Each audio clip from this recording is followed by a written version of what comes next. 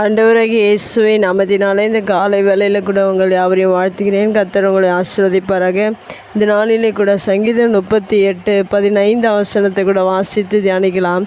கர்த்தாவே, உமக்கு காத்திருக்கிறேன், என் தேவனாகிய ஆண்டவரே, நீர் மறு உத்தரவு கொடுப்பீர். மிக அருமையான வேதவசனம். இந்த வேதவசனத்தில் கூட காத்திருப்பதை குறித்து எழுதப்பட்டிருக்கு. மெய்யாகவே தேவ சமூகத்தில் நாம் ஒவ்வொரு நாளும் காத்திருக்க வேண்டும். இந்த சங்கீதத்தில் முதல் வசனத்திலேருந்து 22 வசனங்கள் உண்டு. அதில் சங்கீதத்தை எழுதின தாவீது அநேக கஷ்டங்கள், உபத்திரவங்கள், வேதனைகள், சத்ருவின் போராட்டங்கள், எதிர்ப்பாளர்கள் அநேக துன்பங்கள், தொல்லைகள் கொடுத்த போது அவருடைய வியாகுலங்களை அவர் வெளிப்படுத்தியிருக்கிறார்.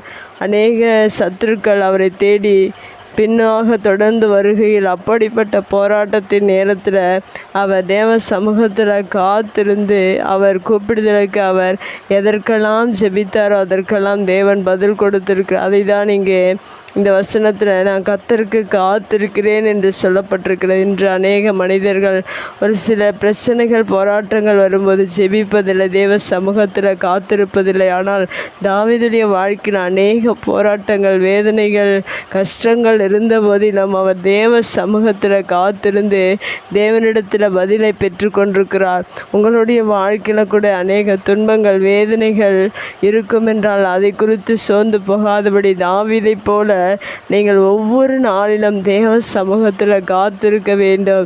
ஏனென்றால் வேதம் அதை தான் சொல்லுகிறது. காத்திருக்கிறவர்கள் புதிய பலனையும், காத்திருக்கிறவர்கள் உயர்வையும், காத்திருக்கிறவர்கள் ஆசீர்வாதங்களை பெற்றுக்கொள்ள முடியும். வேதவசனத்தின் அடிப்படையில் நீங்கள் ஒவ்வொரு நாளிலும் நீங்கள் காத்திருந்து ஜெபித்து தேவனிடத்தில் பதிலை பெற்றுக்கொள்ள முடியும். உங்கள் ஜெபத்திற்கு பதில் வரவில்லை என்றால் நீங்கள் காத்திருந்து பாருங்கள், மெய்யாகவே தேவன் உங்களுடைய ஜெபத்திற்கு பதில் கொடுப்பார். தாவீதுடைய வாழ்க்கையில் கொடுத்த தேவன் உங்களுடைய வாழ்க்கையிலும் பதிலை கொடுப்பார். ஏனென்றால் தாவீதை சவுல் துரத்தி வருகையில் அநேக நேரங்களில் சவுலை தேவன் தாவீதுடைய கையில் ஒப்பு கொடுத்தார். அப்பொழுது கூட அவருக்கு எந்த பொல்லாப்பும் செய்யாதபடிக்கு அவர் தேவனை நோக்கி காத்திருந்தார். காத்திருந்த போது தேவன் அவருடைய வாழ்க்கையில் எப்படிப்பட்ட சூழ்நிலைகள் மத்தியிலும் அவருக்கு உயர்வை கொடுத்தார், அநேக வெற்றிகளை கொடுத்தார், அநேக ஆசீர்வாதங்களை அவருடைய வாழ்க்கையில் கொடுத்தார். நீங்களும் உங்களுடைய எப்படிப்பட்ட நெருக்கமான நேரமாகும், துன்பமான நேரமாக இருந்தாலும், வேதனையான நேரமாக இருந்தாலும், கண்ணீரான நேரமாக இருந்தாலும் தேவ சமூகத்தில் தாவீதை போல காத்திருக்க கற்றுக்கொள்ளுங்கள்.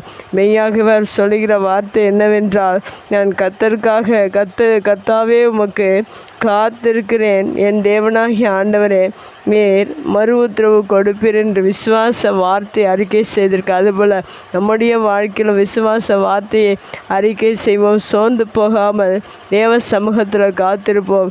கர்த்தர் உங்களை ஆசீர்வதிப்பார். கண்களை மூடி ஜெபிக்கலாம். எங்கள் அன்பு தகப்பனே, இந்த அருமையான வார்த்தைக்காக நன்றி செலுத்துகிறோம்.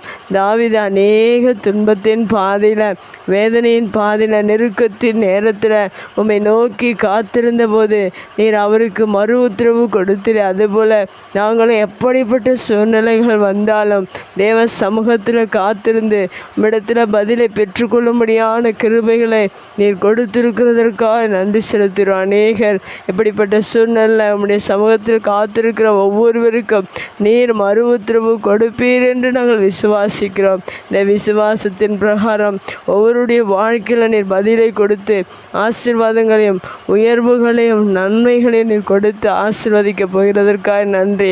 உடைய வார்த்தை கேட்கிற ஒவ்வொருடைய வாழ்க்கையிலும் நீர் ஆண்டவரே, நீர் பதிலை கொடுக்கும்படியாக நாங்கள் செபிக்கிறோம்.